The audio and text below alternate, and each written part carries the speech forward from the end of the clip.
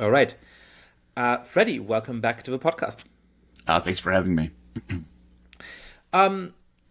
There has been this idea that there is a vibe shift, that there was a number of years in which quote unquote woke ideas were really ascendant in the United States and perhaps more broadly in the Anglosphere, but that somehow that moment has passed. What do you think about that question? Have we reached, and I hate this term, quote unquote, peak woke? Yeah, so I mean, I think that the first thing to say is that these things never end; they just mutate, right?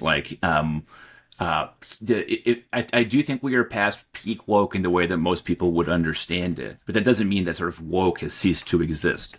It's the same thing with neoconservatism, right? The second Bush administration was such a kick in the teeth for a particular vision of neoconservative politics that certainly its influence receded, but of course it didn't cease to exist. It just fell back into the shadows for a little while to reorganize itself and to sort of come up with new arguments. And I think you can see its influence in American foreign policy discussion right now. It will be the same way with woke. But I do think that it is simply just the case that people are getting away with things they wouldn't have gotten away with in 2018 or 2019. That has a lot to do with politics, has a lot to do with the ongoing economic destruction of media. I pointed this out as like a little minor bellwether. Not that this is in and of itself is important, but that it is remarkable in context with things that had happened before. So last October, the New York Times published a piece about television by Roy Price, who was formerly the head of Amazon Studios. But as he said in the piece, he was forced out at Amazon during the Me Too era because of allegations of sexual misconduct.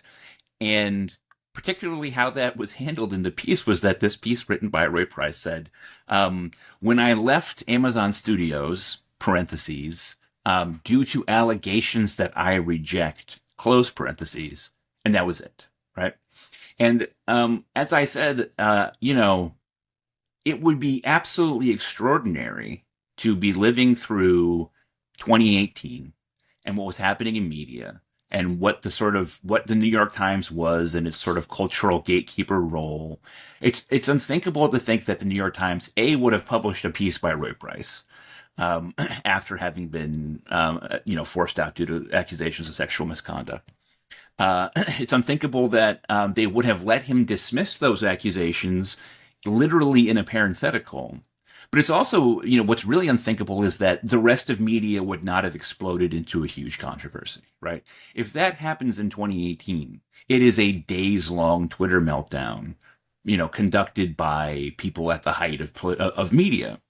And that didn't happen in 2023, in October 2023. In fact, I looked all over for reactions to this. I could not find a single piece that was published anywhere about the fact that happened. And I found a total of 2 tweets, one of which did not receive any likes or retweets at all because it was from a very low follower account that even acknowledged that this had happened, right?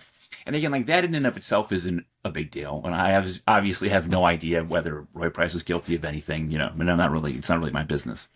But this sense that there was a very sort of hegemonic control over a great deal of media, particularly the kind of media that gets written about television, the cultural and artistic media. There was hegemonic control from a certain sort of cohort of people, typically expressed through sort of, what goes on media Twitter, that would never have allowed that to happen.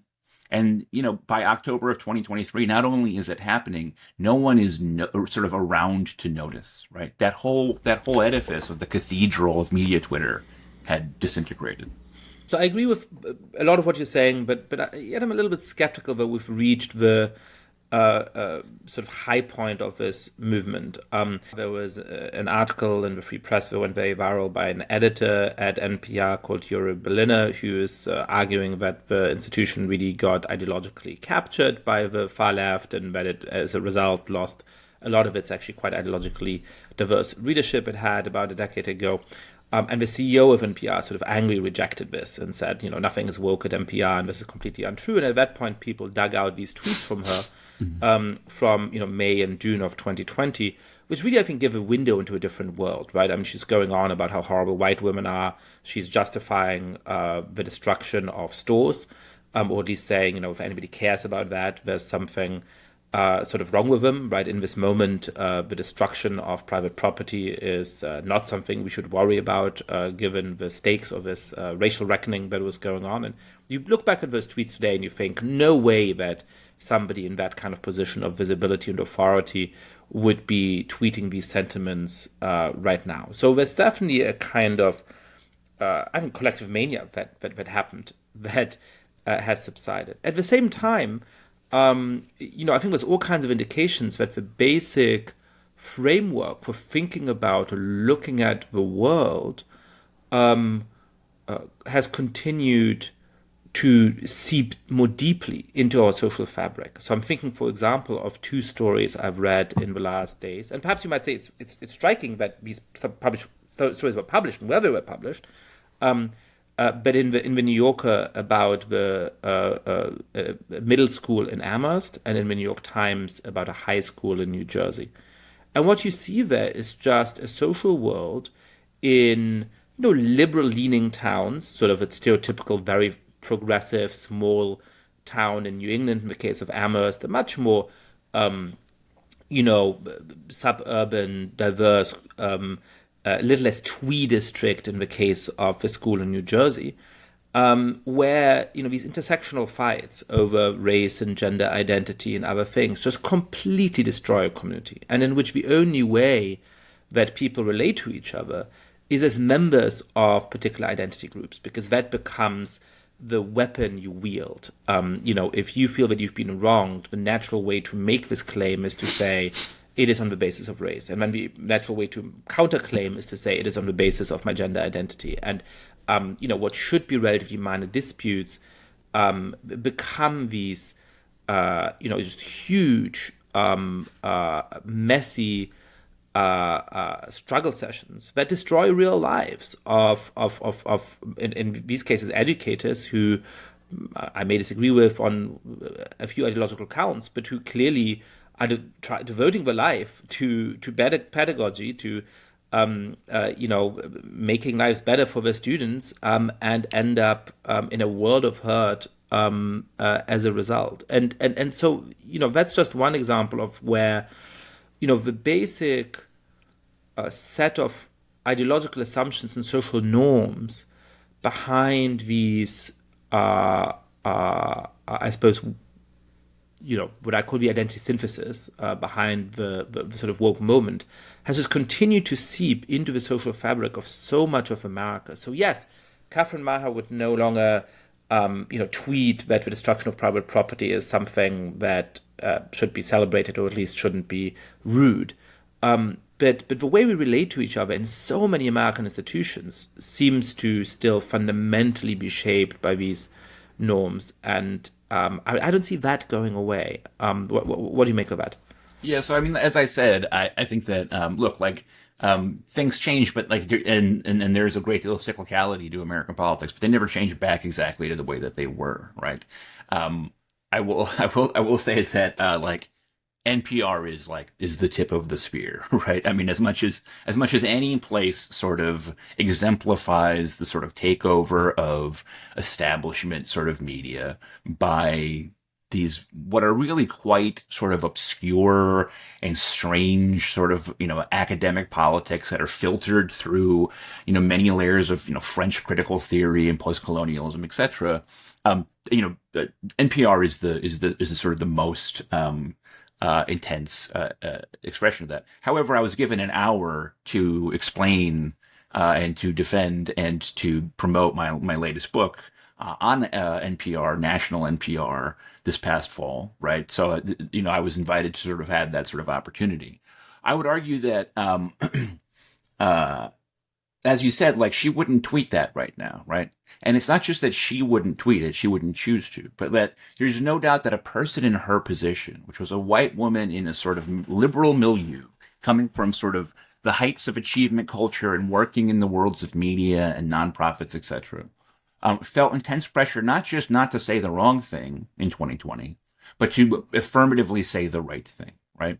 And that kind of pressure, I think, uh, has largely disappeared. And I think, to many people feels quite quaint now, right? So I read those tweets from her, and it just seems kitschy to me now, right? Like it does, like what was once this extremely passionate, sort of sincerely held opinion now really seems kind of cringy to a lot of people. This is a point that I've been making lately, which is that it's not like everyone has just sort of said, "Oh, these ideals and these notions and these policies were wrong, and we've arrived at this in this sort of like logical place." It's to the degree to which a lot of this is across an ideological phenomenon, to which just people who are not explicitly conservatives are sort of rejecting the sort of sort of woke excess of the past. It's because it's perceived to be a matter of like, embarrassing millennial sincerity to care about this stuff, right? So it's not like other ideas have conquered all of this. It's that, there's a sense in which you're just behind the times if you're still talking that way. And it reminds me very much of the post 9/11 period, right? Which is that, for a few years after 9/11, it seemed like that could never end, right? Like that sort of mandatory nationalism and militarism could never end. The climate of fear could never end. And that everyone was sort of locked into that. And then all of a sudden, in a very short order, it became this embarrassing thing that we talked about now. And nobody acts like it's post 9/11 America now. So I just think that there's like lagging indicators. And I also think that the kind of people you're talking about, like people like, parents on school boards, are the kind of people who are not as savvy and who don't sort of follow the curve as quickly as other people do. And they sort of lag behind these evolutions that you see primarily in media and academia and politics. So there certainly is a very interesting way in which the vibes, for all the squishiness of that word, that rule certain moments arise, sometimes for very obvious reasons like 9/11, right? I mean, that shift occurred on an identifiable day for a very identifiable reason. Sometimes for less obvious reasons, as presumably is the case in the moment of ascendancy of woke, for you can identify different elements that clearly went into giving rise to it, including the much better video evidence of police shootings of unarmed black people, including the election of Donald Trump, I think. But then they dissipate in a strange way, and it's hard to know at the time, when the moment has passed. But in retrospect, you can say we are no longer in that post 9/11 moment right now. That is very, very clear. I don't think anybody would dispute that. So I agree that we may be going through that shift. I have two questions for. The first is whether your account isn't a little bit too idealist in the sense of idealism and materialism. One of the things you could say is that these people on the school board just aren't the most sophisticated people. They, listen to too much NPR and watch too much MSNBC, and they haven't quite realized that in the broader culture, the vibe shift is changing. The other thing you can say is that they're incredibly effective at getting their goals met through the use of that language. And that's because of the institutionalization of this kind of discourse in the bureaucracy, right? There is now, not just at universities where people have debated a lot about Title IX offices and so on, but at high schools and middle schools and so on, a whole DEI bureaucracy that can actually go after a teacher for supposedly saying the wrong thing at the wrong time. And so if you report them to that DI bureaucracy, that is a very, very powerful tool, right? In the case of a school in New Jersey, and again, I'm just going by this article in the New York Times. I haven't myself, watched this video. There was a school principal whose arrival was celebrated as him being Latino. For now, the New York Times oddly stated that he's white and Latino when he's sort of fallen out of favor in some way, who actually tried to get the local police less involved in the high school, but as a result, wanted himself and administrators to take a more active role in undermining or counteracting conflicts within the school. And there was a particular student who was a black girl who was headed towards the dining hall for confrontation with some other students that she had some kind of beef with. And he tried to stop her from entering the dining hall to avoid that confrontation. And the kind of consequences, including possible involvement by law enforcement, that might have ended up having. And then he was accused, of some form of physical assault. I think the key part of his exchange wasn't on video. And of being racist, because the girl whose access to the dining hall in that moment he was trying to block was a black girl. And he's now being investigated by the local police. Now, perhaps, perhaps in fact he acted in completely unacceptable ways. But that is not about a vibe shift. That is not about ideas. That is about, a set of students who didn't like this principal in part for unrelated reasons, according to this article, exploiting this very complicated situation where, an administrator will get in trouble for not breaking up a school fight, for not acting proactively to avoid it, but, obviously runs the risk of interacting inappropriately with a student if they do try to avert the fight.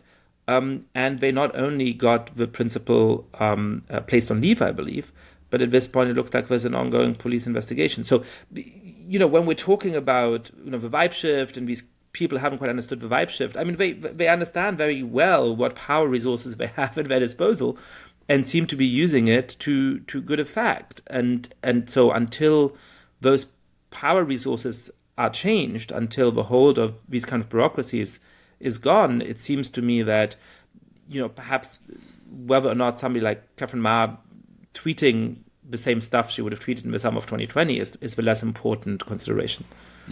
Yeah, but I mean, I think that story sort of demonstrates the sort of like the limited sort of like ambitions of what you're talking about, if you really think about it for a minute, right?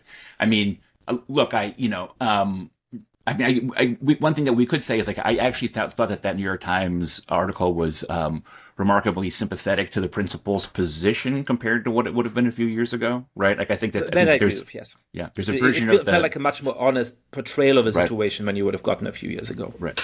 But you're absolutely right that of course what matters is how these things are institutionalized. In fact, my last book precisely was about sort of how these things are institutionalized and the difference between what they begin to accomplish when they are institutionalized and what activists originally want. This is, one of the questions that came up at the MIT talk, and it's one of the questions that comes up every time I talk about this book, which is that what do I mean when I talk about like an elite capture? And the point is that you have this attempt to sort of institutionalize these values, so they become sort of built into the sort of procedures and codes of conduct of elite institutions.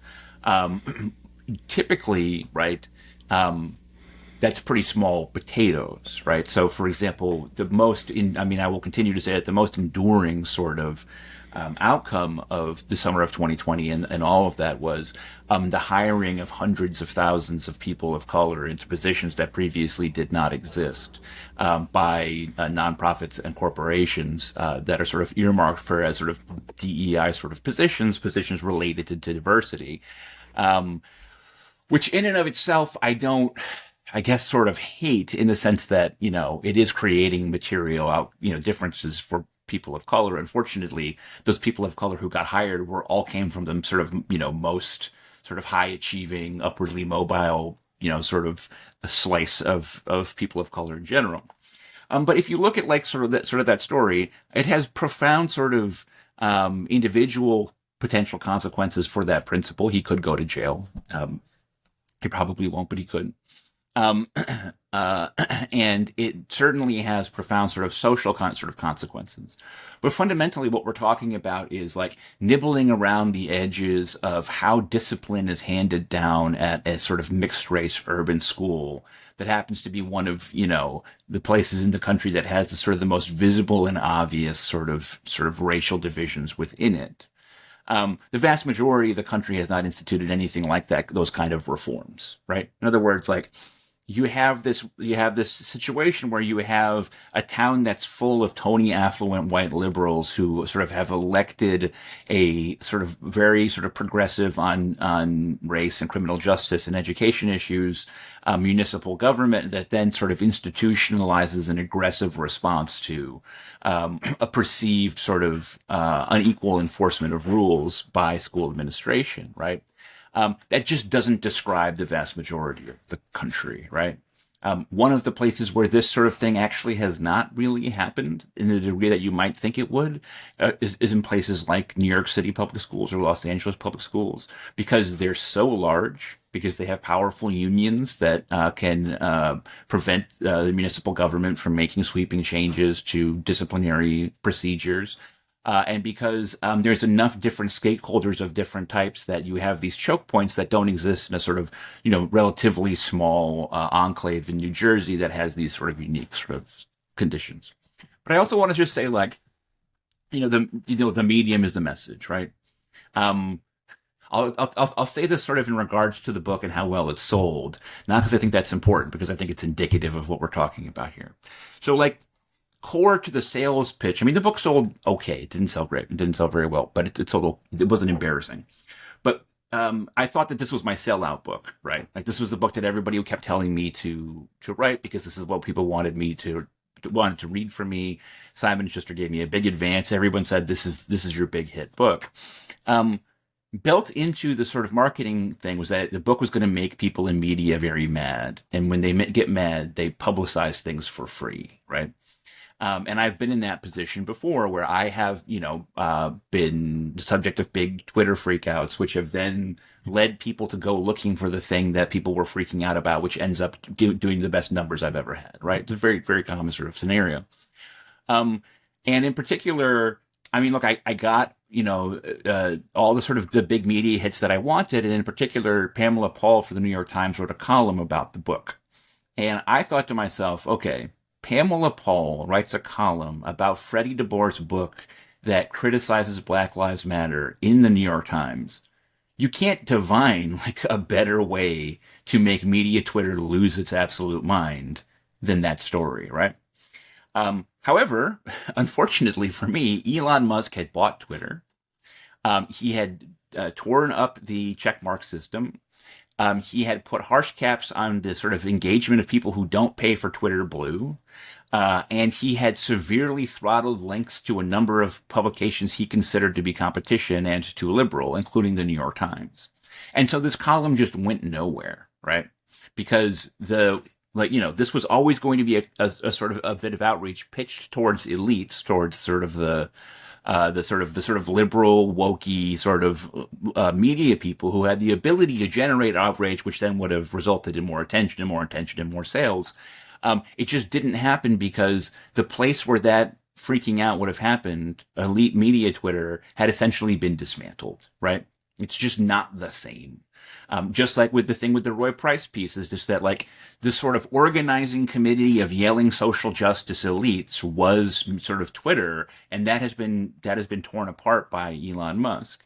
And so that hurt sales on my book, but it also sort of demonstrates that, like, to a certain extent, like, it's absolutely true that Twitter isn't real and isn't real life, and it doesn't matter that much.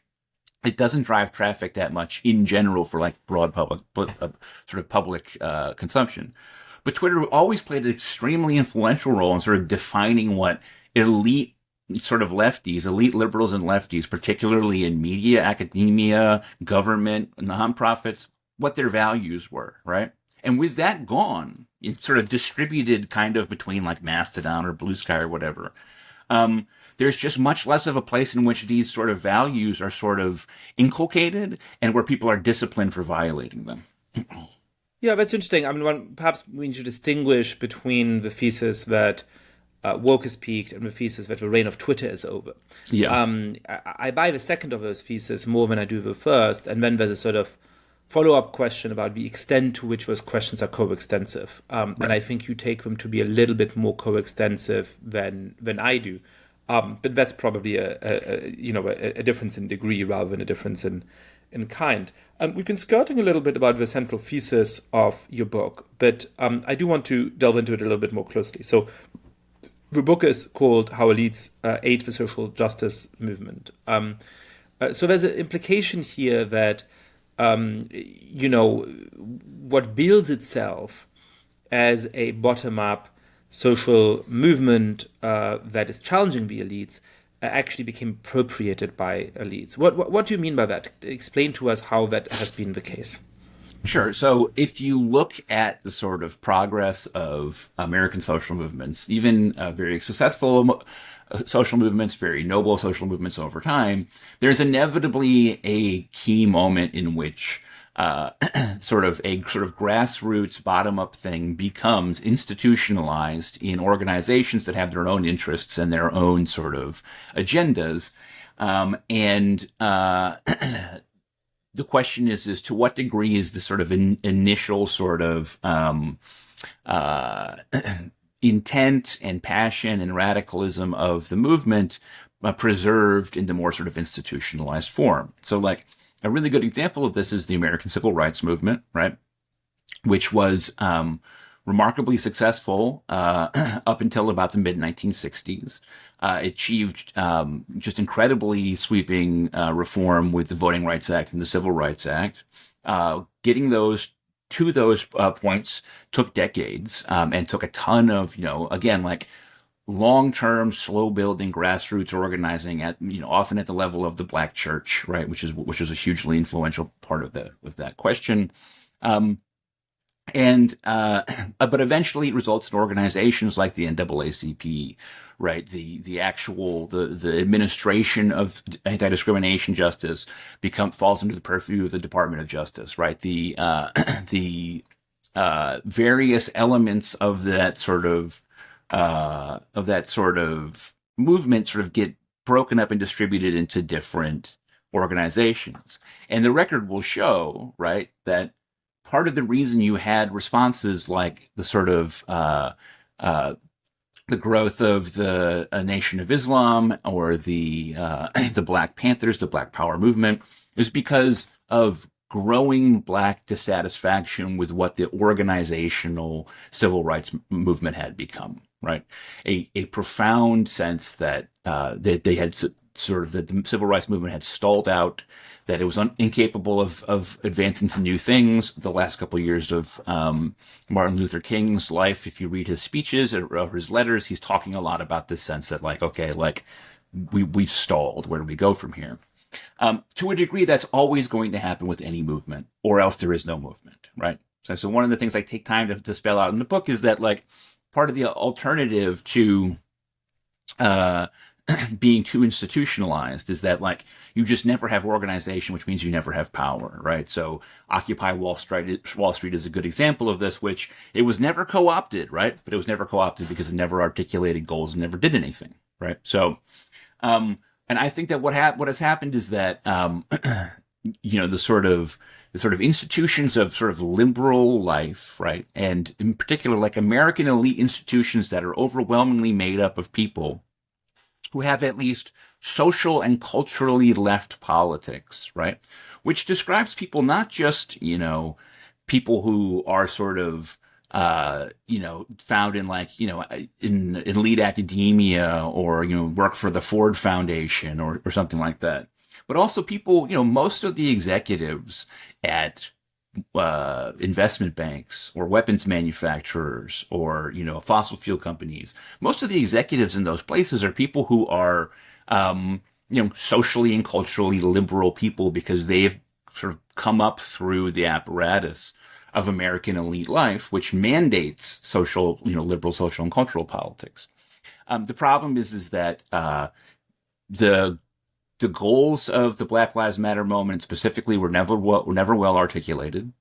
to the degree that they were articulated, they were found in defund the police, a demand that the vast majority, even of Black Americans, reject, which made it very easy for power to ignore them. And so what you ended up being left with is sort of after you sort of all the dust settles, you have the creation of all these sort of organizational structures within various elite American institutions that like address racism, care about racism, demonstrate sort of interest in racism. You hire a bunch of people to sort of be in the role of worrying about racism. But the actual structures of American life that dictate sort of day-to-day racial equality are unchanged. And that's what happened, I think. One of the kind of silent assumptions of the title of the book is that there was, in fact, a grassroots social justice movement. Now, in certain senses, I think that's absolutely right, but in another sense, I think this ideology has always come from the top down rather than the other way around, right? So, when you look at, for example, the movement for Black Lives and the protests against the police shootings of unarmed Black people, I think that was a pretty grassroots movement. There was certainly a lot of funding from foundations very early on, which helped to shape the way that this movement worked and which forced it to speak a certain kind of language. There was certainly a lot of people involved who had quite elite pedigrees, but I buy from my medium knowledge of the movement that there was a genuine grassroots energy within some of the most disadvantaged communities in the United States that were understandably angered about not just the most visible examples of police violence, but the broader pattern of interaction with police that they had to endure. So I don't want to deny that there is a genuine grassroots element, but on the other hand, I think a lot of the language of a social justice movement and a lot of the places where actually it had the most visibility has always been elite, right? When I tell the intellectual history of these ideas in the identity trap, the kind of pantheon of thinkers who are influencing these ideas in my mind goes from Michel Foucault through Edward Said, through Gayatri Spivak, to finally Derek Bell and Kimberly Crenshaw. And of those, certainly the first three thinkers were in various ways, as one would say today, quite privileged. And of course, relative to a genuine grassroots movement, Derek Bell and Kimberly Crenshaw were as well. In what ways can we say that elites aid the social justice movement, and in what ways might it be more accurate to say that elites created the social justice movement from the beginning in certain respects?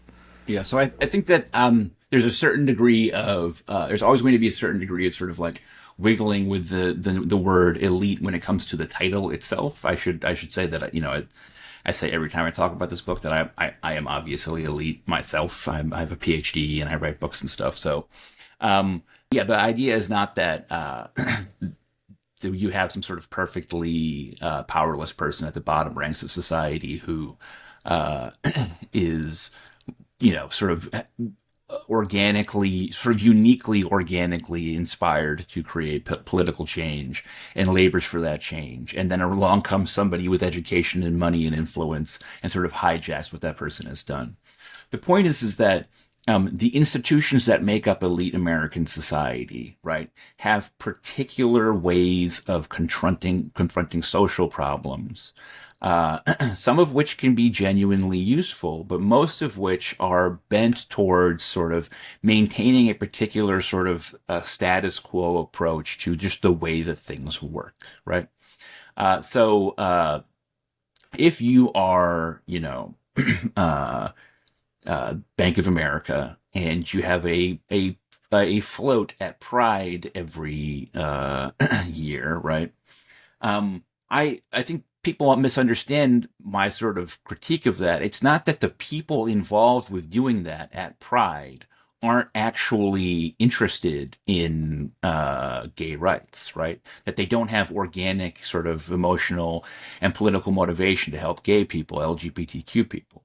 The critique is that, right, like, Bank of America must approach sort of LGBTQ issues from that perspective of, let's have a parade and honor these people. Let's fly flags outside of our offices to let them know that they're welcome here, rather than, for example, the vision of queer liberation that many people in the LGBTQ activist space have talked about for a long time, right? In other words, that it is in Bank of America's best interest to conceive of gay politics as a sort of an abstraction about, respect and love and equality, rather than as a matter of, dramatically changing the power distribution of the United States, which, of course, would be inimical to the interests of the sort of stakeholders within Bank of America. And again, like, this is not about sincerity, right? Absolutely everyone in an elite institution can be completely sincere about their desires to help people who are trying to create bottom-up change, but that their conception of how we go about doing that is always going to be bent by their own best interest. So John Schwartz, when he was writing for Tiny Revolution, this is from like the Bush era, this is from a long time ago, but he came up with this idea of the iron law of institutions, which is that if you have people within an institution, they're always going to do what is best for their position within the institution rather than what is best for the institution itself.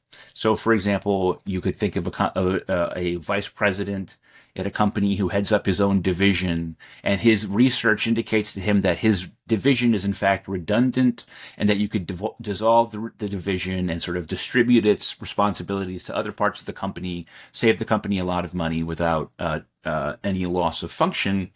And Schwartz's point is that, like, people don't do that, right? They don't sort of do things that hurt their own place within an institution in an effort to protect the institution.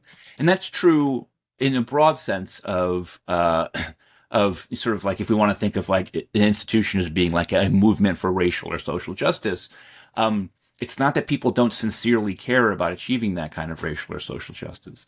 It's that by dint of their perspective on the world, they're not going to sincerely confront the possibility that something that actually hurts their place within this sort of movement is something that's going to be good for the movement. So like Black Lives Matter, for example, various organizations within the Black Lives Matter umbrella have now been revealed to be sort of subject to systemic corruption.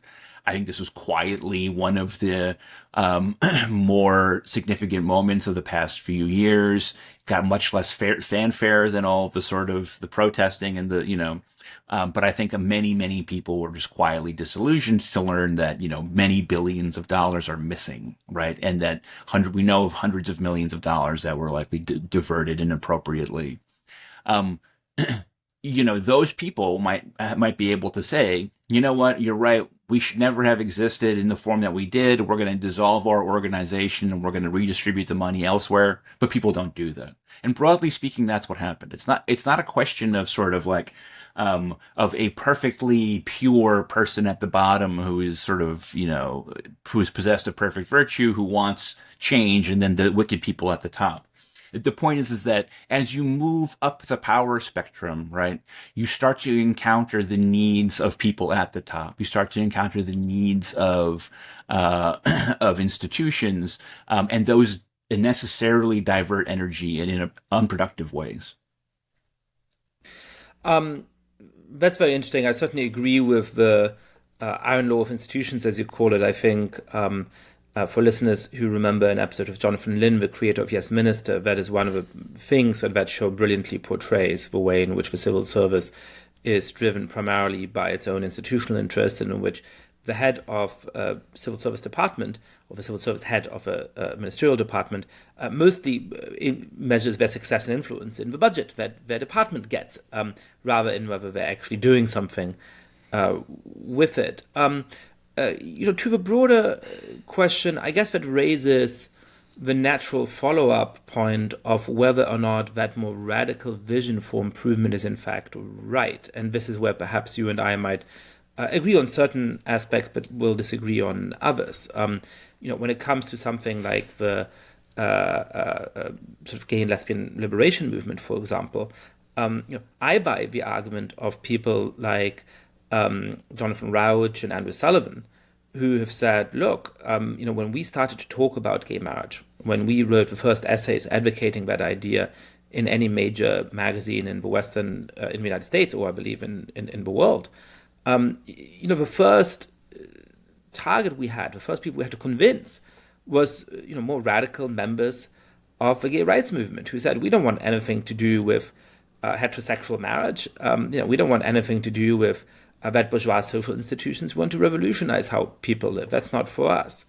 And that makes me think, especially since they, in particular Andrew, are now quite critical of what has become of some of the gay rights activist organizations and movements, that there might be three positions here, right? There's a kind of radical position, which is, the exclusion of gay and lesbians from traditional bourgeois institutions of the romantic sphere like marriage shows that these institutions are redeemable and should be rejected, right? Then there is the position that somebody like Andrew Sullivan has historically taken, which is there's nothing fundamentally wrong, definitionally wrong, with the bourgeois heterosexual institution of marriage. But the problem with it is that it excludes non-heterosexuals, right? The problem with it is simply that it's discriminating against people like me, not me, Yascha, but me, Andrew, right? And if we widen and expand that institution to make sure that it includes people of all sexual orientations, then it's in fact something valuable. And that's why we want in. We don't want to abolish it. We want to be included within it. Then there might be a kind of third position, which is, that the further behind the achievement of marriage for all and the genuine social change that was happening in the great acceptance of gays and lesbians, including the fact that they then had much greater financial resources, led to the creation of these very powerful non-profit organizations that had what I certainly regarded as a very important cause, which is to fight for marriage equality. Now, what happens once you win marriage equality? Right? What happens once the extent of discrimination against gays and lesbians in this country plummets? Well, they could say, wonderful, we've achieved something tremendous. Let's downsize our staff and ask for fewer donations. And we're not going to abolish ourselves. It's not like the problem is completely gone. But, the problem is less severe than it was, and we've reached our main goal. So let's be a little bit less ambitious. And, you don't want to do that, right? Because you have staff on the books. You're the CEO of a big nonprofit organization making a certain amount of money because of the size of your organization. You want to keep your organization going. And so then you invent a new purpose, right? Like what happens is a drift in what it is that your organization tries to accomplish. And then you are attracted to perhaps finding problems that always existed, but that were detracted from, but are real, but to some extent perhaps also from inventing problems, to overstating the extent of discrimination that happens, because that's what you need to do to justify your ongoing budget.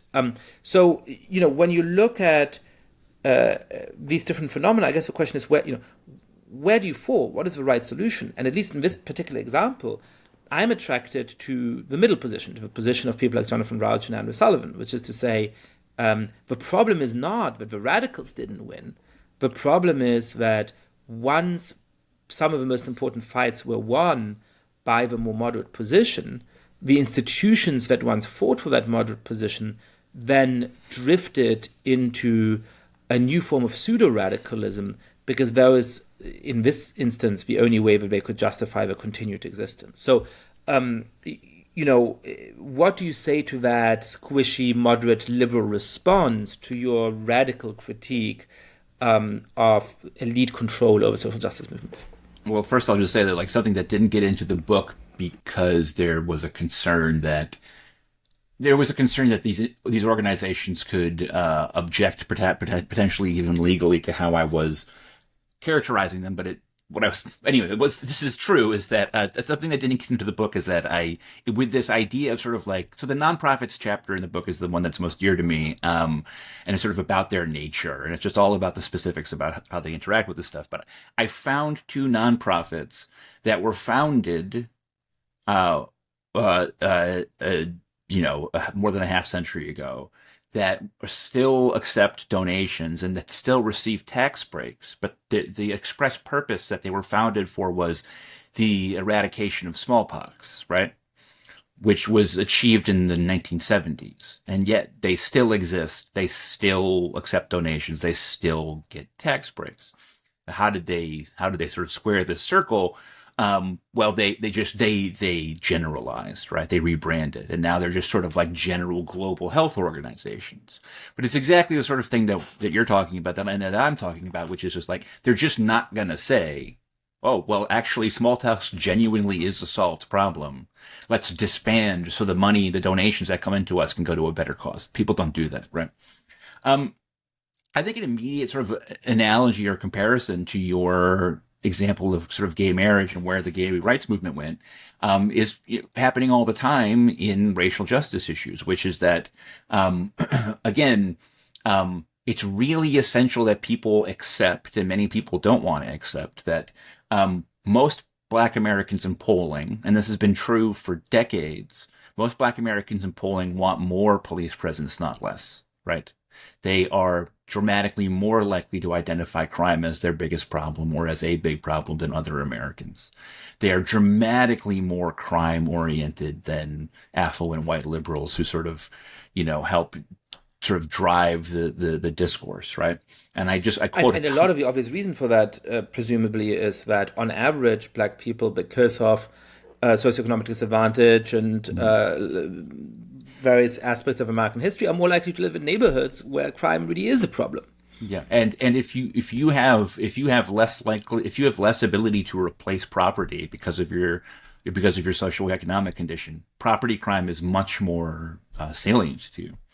I just went hard on a ton of research in the book about that, about the fact that, like, at the height of the Black Lives Matter movement, there was no polling that was indicating that a majority of Black Americans wanted to defund the police, which makes sense because defunding the police is a genuinely radical idea. And this is one of the things that consistently frustrates me about people in radical spaces, is that it's very important for them to sort of maintain radical branding, which is fine, but you have to accept that radical ideas are sort of by nature going to be unpopular. And so it's very similar there with the sort of the gay marriage fight where, you had sort of, when I grew up around a lot of gay people. My father was in the arts and, had lived in New York and, for years and everything, and was in theater. And so I knew a lot of gay people growing up. And, my father's gay friends were the kind of gay people who wouldn't get caught dead asking for marriage, right? Because that was, you know what I'm saying? Like, that was for squares. Like, that's just, they didn't want it. That was for breeders, right? But a lot of that kind of person became sort of, in a weird way, sort of counter-radicalized into supporting marriage when that became the sort of the tip of the spear of gay rights, right? Once it became a partisan, polarized issue, that's when they began to really go for it. And as you said, and I would guess that a bunch of them might now be married. I mean, yes, yeah. This is really a side point, but I grew up. My mother was also in the arts, and so I grew up in a certain sense in a similar milieu, and certainly around a lot of people who are gay as well. My mother is an opera conductor, so a lot of musicians and so on. But one thing that always struck me is that this is a generation that had gone through the '60s sort of student movement in Germany, and so they loathed the idea of marriage. In general, and I'm talking here also about sort of heterosexual family friends. And so they would always, I know I've mentioned this on the podcast before, introduce their partner as mein Lebensabschnittsgefährte oder mein Lebensabschnittsgefährtin. That's a very long word, and it translates into the very romantic life segment partner. And the reason for this is that they, from a radical standpoint, didn't believe in monogamy and didn't believe in the traditional institution of marriage, which was, of course, a property contract, which needs to be resisted. But sadly, they had found themselves in what were long-term, monogamous, stable relationships. And to hide the embarrassment about that, they couldn't say, this is my husband, this is my wife, we couldn't get married. They, referred to the partners with whom they had been together at that point for 25 years, and which, with whom they're still together in most cases today, as a life segment partner to indicate that they might up and leave at any one moment. Sorry for the slight interruption, Freddie. No, it's okay. Yeah. And so like, look, like as you said, like there's this tension between the people who sort of come together to be the coalition to push an issue. If the issue wins, right, the organizations and the sort of institutional sort of forces that sort of gather around that don't stop existing. And now they have to go somewhere and ask for something, even though it's not clear what everybody wants, right? Most black people in polling absolutely want less police violence. They want more equal policing. They want less racist policing. But most black polled Americans want the same or more policing in their neighborhoods. Wanting less police presence is quite a minority position among black Americans. And that's just, it has been a reality for decades. Liberals and lefties just have to deal with that reality. And I think that this all sort of speaks to sort of part of the fundamental weakness of identity politics, right? Which is that in politics, what you would want is to have a set sort of goals and then to form a coalition around those goals, right? And everybody doesn't have to be the same. Everybody doesn't have to have the same values as long as you're working for the same goal, right? So, so gun rights are a good example of a coalition that is very sort of identified with the Republican Party and rural people and white people, etc. But there has also always been a sort of counter-narrative, lefty counter-narrative that says that we need to be able to have arms and to be able to fight the government, etc. And so on that sort of, they can work together even though culturally they're very distinct. The problem with identity politics is it's always going in the opposite direction. It's starting with a coalition and proceeding to goals, right? Like it is starting with a group of people who are perceived to be together in some sense, and then it is saying, okay, what do we do next?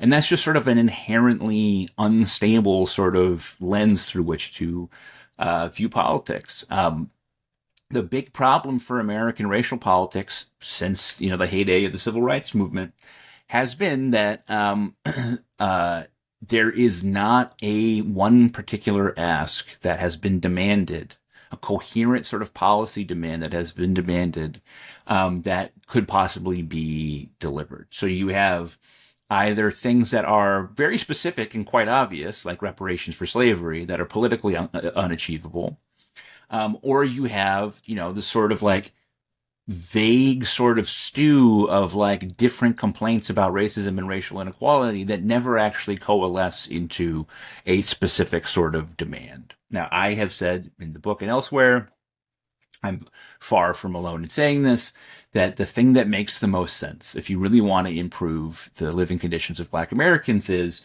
we need to find programs that are ostensibly race neutral, but which in effect have disproportionately positive effects for Black people. So the child tax credit, for example, we expand the child tax credit so that parents who make below a certain income level get cash benefits from the government.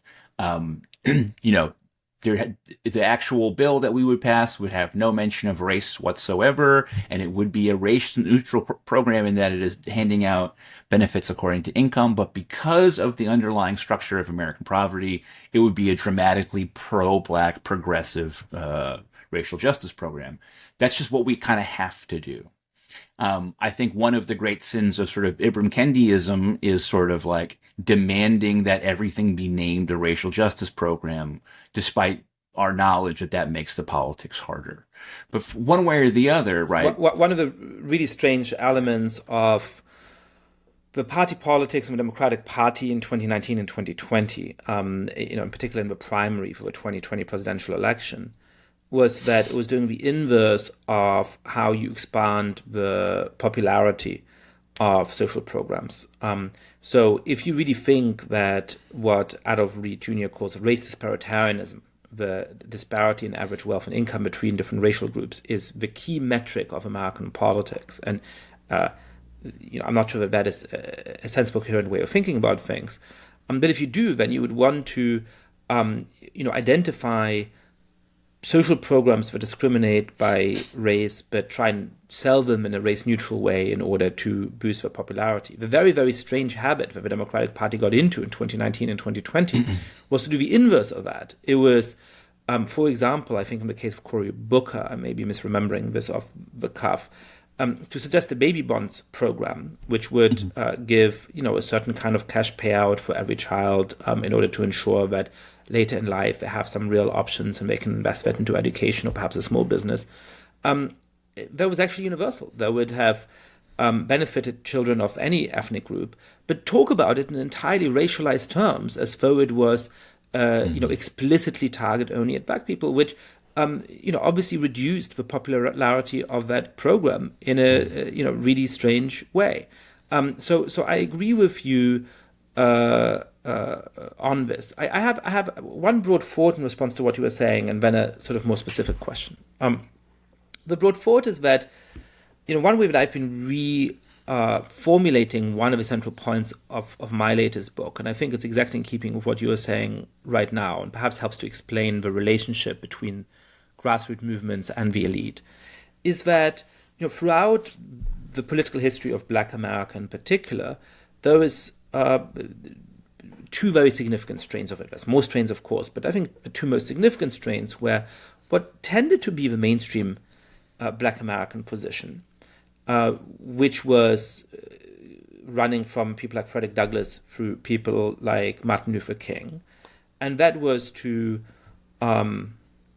subscribe to American values and fight against the hypocrisy of America in excluding black people from the enjoyment of those values. That, I think, stood at the core of the civil rights movement. And then there was always a counter movement, whether you call it black nationalist or something else, that rejected that. That said, no, we're not going to make progress through inclusion of those universal values. We have to reject from root and branch,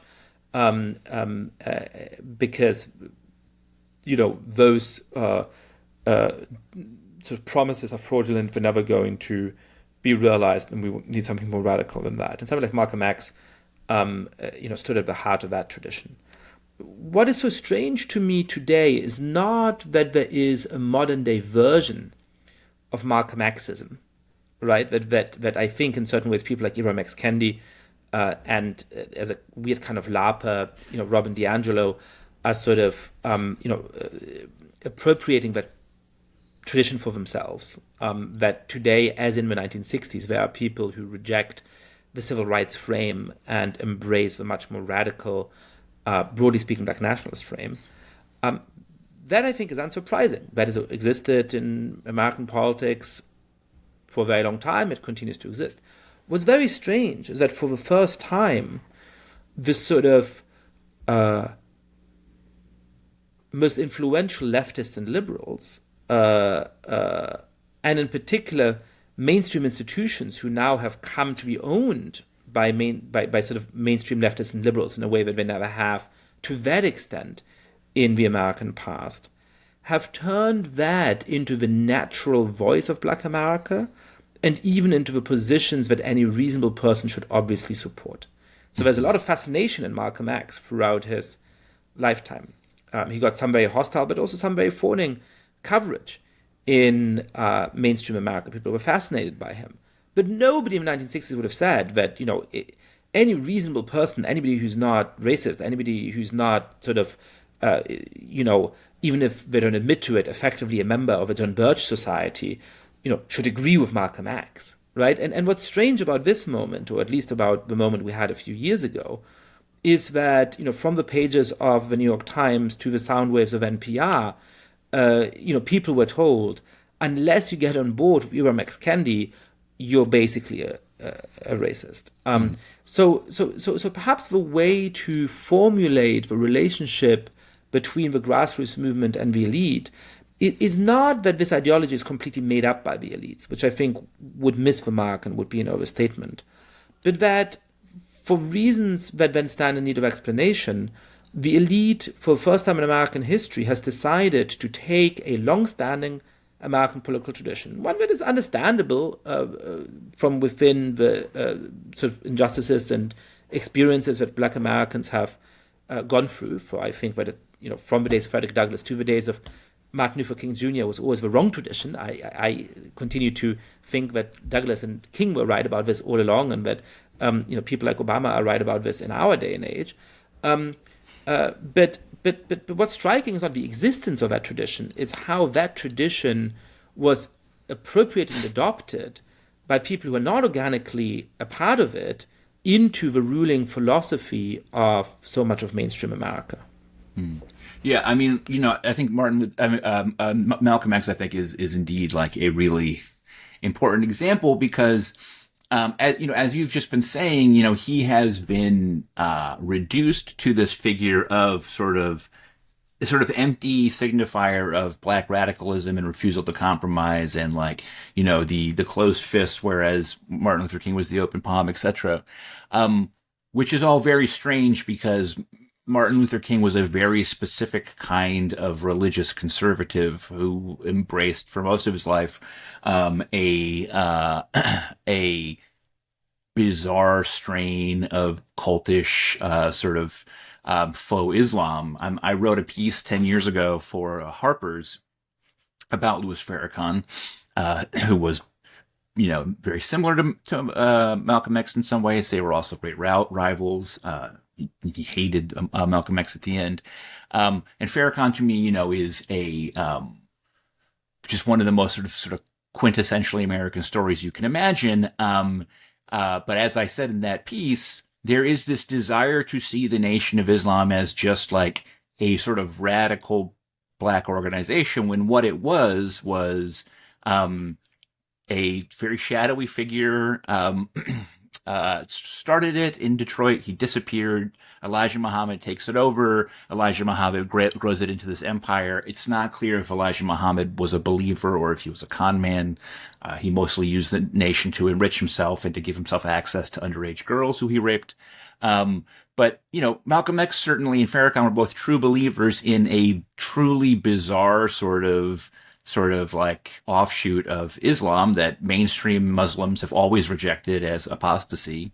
To give you an example, one of the sort of things that's an actual thing that exists in the Nation of Islam is that Muhammad Elijah said that there is a spaceship called the Ezekiel's wheel, which is always in orbit directly above wherever the head of the Nation of Islam is at any time, right? So there's all kinds of this really bizarre stuff, and I think that this racination of NOI leaders is about this desire just to have a figure that just represents like black radicalism and black rejection, without a lot of the very sort of specific 20th century sort of influences that made black radicalism what it is. You can see this also with when people embrace the Black Panthers without acknowledging that they were Marxists, right? Like, I mean, Huey Newton, Fred Hampton were sort of the intellectual progenitors of that movement, and they were explicitly Marxists. And that has taken on all sorts of connotations that people don't like in the 21st century. So it's just the Black Panthers is just sort of radicalism. I think that sort of says a lot about where we are, which is, again, there is not a sort of alternative, black radical policy agenda that people are trying to push. There is not sort of the Obama way and the black radical way. And in the absence of that, they sort of nominate these figures as sort of being just symbolically sort of, sort of radical black figures. And I think that's what happened with Ibram Kendi and with that moment, which is just that Kendi does not have what I would call a particularly coherent point of view on what should happen with black people, but he has a refusal to compromise, and he has a very sort of direct and unambiguous indictment of the American system, and so people sort of gravitate towards that. But it's, and you can even look at someone like Coleman Hughes, who I know he rejects the label of conservative, and he probably is only a conservative sort of in contrast to what we take to be the sort of the black norm. And on the one hand, you could say, well, he's offering an alternative vision of how to do racial politics as a black man in the 21st century. But other people would correctly say that, like, he's also just creating, contributing to the sense of a binary of like the radical black perspective. And here's the sort of like, incrementalist, like, sort of thing. And until and unless there's a sense of like what the specific demand is, we're just going to muddle around like this all the time, right? And I think that was to me, one of the great sort of lessons of 2020 was with all of this commentary. I mean, it is second in the history of the world only to 9/11 in terms of the amount of media attention for a single event drawing, right? In terms of the sheer amount of coverage and commentary and argument. The murder of George Floyd is second only to 9/11 in human history. And I think at the end, we're just sort of left in the same place that nobody really knows what the radical demand about race is. So I don't want to put you on the spot for providing that. But if sort of your instinct is that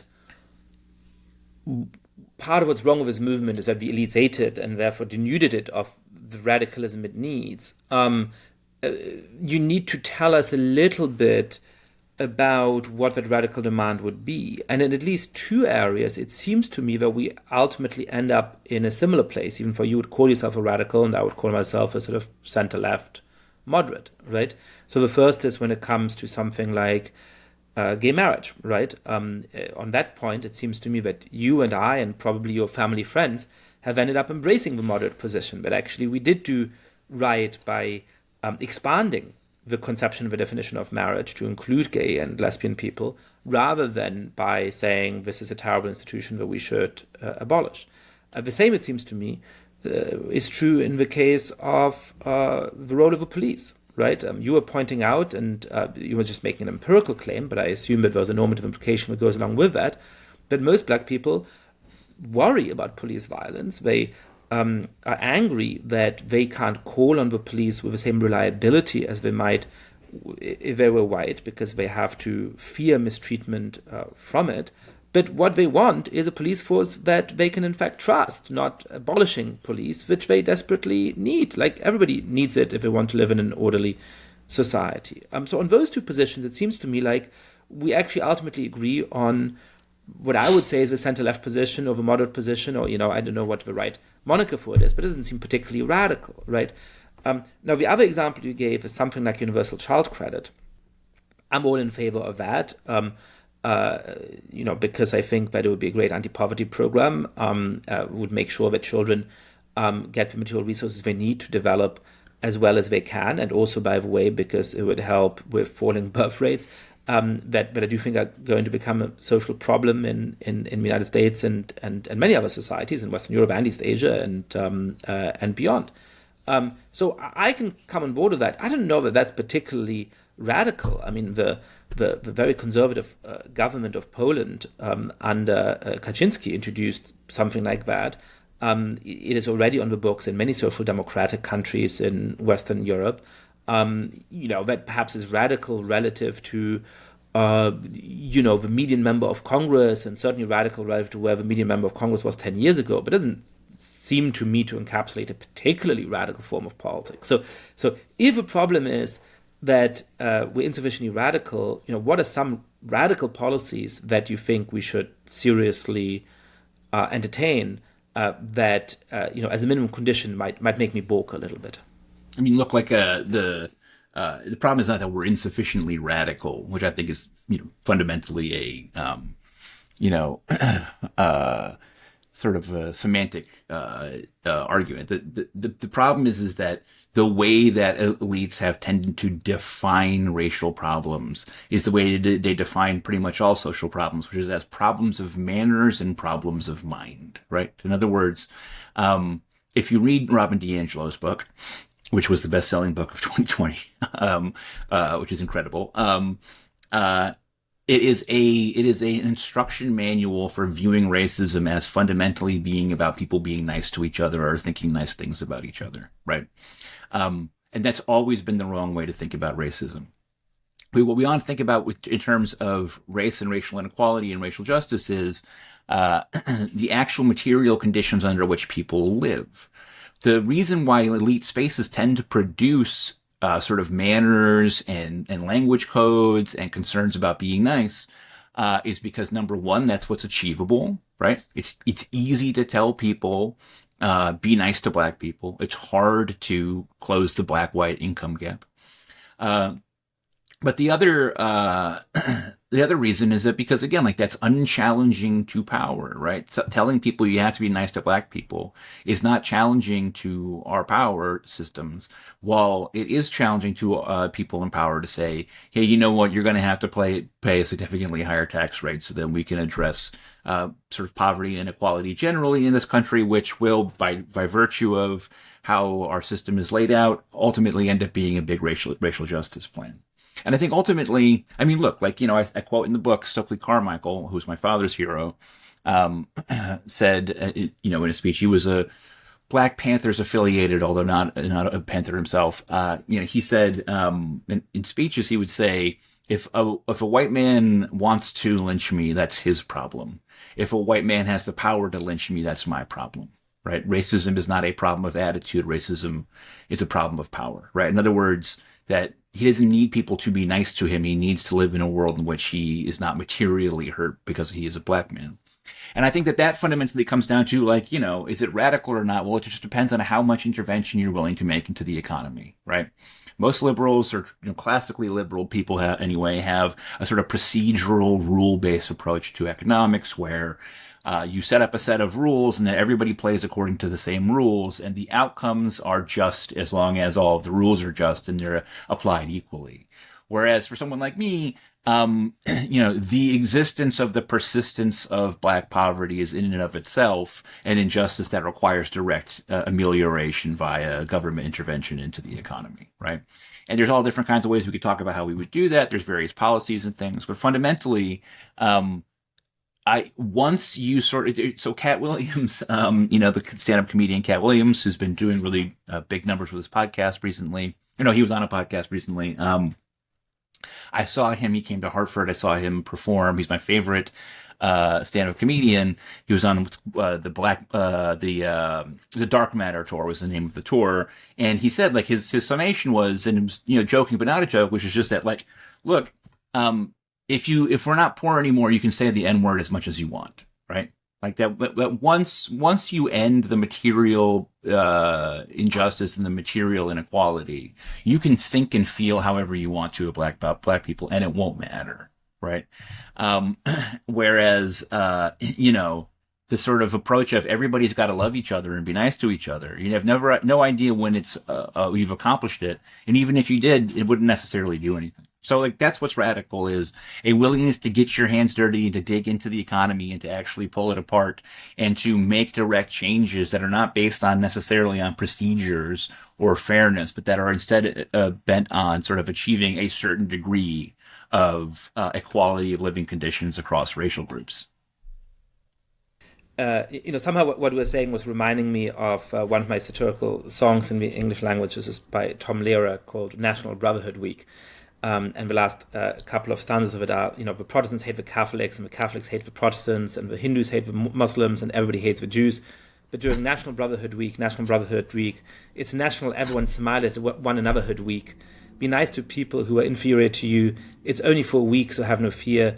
Be grateful that it doesn't last all year. And I think it sort of nicely expresses that superficiality of it, right? You smile at somebody, but you still secretly think that you're superior to them. And there's these moments when we sort of celebrate our brotherhood, but what actually happens every day outside by the week is quite different. I think it sort of gets to the superficiality of some of this in satirical form very, very nicely. Freddie, I have one last question, which is going back a little bit to the first part of a conversation. What happens if Donald Trump gets reelected in November? Because I do think that one of the reasons why we got into what I think was a collective moral panic in certain ways was the genuinely threatening presence of Donald Trump in the White House. Mm-hmm. And I think one of the reasons why it appears, and we've sort of teased out exactly the ways in which we agree on that, the ways we don't agree on that, though we've now reached something like peak woke, is that Trump is no longer in office. And even though he's waiting in the wings and so on, that just makes this moment a lot less fraught and a lot less scary. It makes it much easier to have a healthy form of internal critique within the left. If Trump gets reelected in November 2024, will we go back to that culture of mutual recrimination within the left, or do you think that that cat is out of the bag, and that moment won't return even under that eventuality? Yeah, I mean, I think that you will see some sort of attempt to re-embrace, resistance politics, the Women's March, that whole thing. I don't think that it will be like it was in the past. I think that one thing that is kind of not understood outside the industry is that news engagement cratered in 2021, right? In general, in part because Trump administration was over and COVID was now a year in, and so people felt like it was older news at that point, although it was still a crisis. And George Floyd was a year in the past, et cetera, et cetera. But a broader point, or a specific point within that, is that engagement on Trump stuff has just fallen off a cliff since Trump left office. And even a lot of people are kind of hoping that the good days will be here again for media because Trump drove so much traffic in the past. There's such exhaustion with Trump at this point that it's been 9 years now of just endless madness surrounding this man. And so, I don't know that that's going to make a big difference. It'll be bad if he gets elected for a variety of reasons, but I'm not sure if it's going to reinvigorate wokeness. Freddie deBoer, thank you for coming on the podcast. Thanks for having me.